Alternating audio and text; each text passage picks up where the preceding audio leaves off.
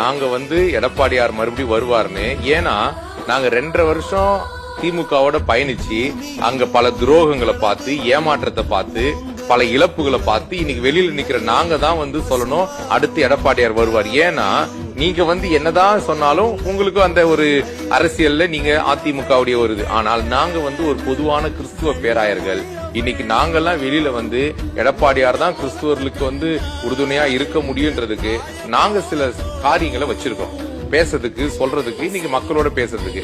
ஆனால் திமுகவுக்கும் பல மாற்று கருத்துக்கள் இருந்தாலும், கொள்கையில வித்தியாசம் இருந்தாலும், ஆனா அதிமுக என்னைக்குமே கிறிஸ்துவ சிறுபான்மை மக்களை, அதுவும் தாழ்த்தப்பட்ட ரொம்ப அதாவது இதுலயும் இன்னும் கூட இருக்குது, இது நான் எங்களுக்குள்ள சில இதெல்லாம் இருக்குது, இப்ப எங்களையே பல பிரிவுகள் இருக்குது.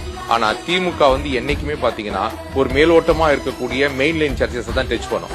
ஆனா தலித்துல கீழே இருக்கக்கூடிய சபைகளை, ஒரு சுயாதீன திருச்சபை, ஒரு பெந்தகோஸ்து திருச்சபைய லாஸ்ட் முறை சிறுபான்மை ஆணைய தலைவரா 3 முறை வாய்ப்பு கொடுத்தது ஒரு தலித் கிறிஸ்துவராகிய சிஸ்வா பிரகாஷ் என்னக்கூடிய அவருக்கு தான் சேர்மேனா கொடுத்தாங்க. ஒரு மெயின்லைன் சர்ச்சஸ் கொடுக்கல. ஆனால் திமுக வரும்பொழுதெல்லாம் மெயின்லைன் சர்ச்சஸ் தான் கொடுப்பாங்க. ஒன்னு கத்தோலிக்கர்கள் இருப்பாங்க, இல்ல தென்னிந்திய திருச்சபை இருப்பாங்க, இல்ல இந்திய சுவிசேஷ திருச்சபை. ஆனால் ஒரு நாளும் திமுக ஒரு தாழ்த்தப்பட்ட சமுதாயத்தை ஒரு சிறுபான்மை ஆணைய தலைவராய்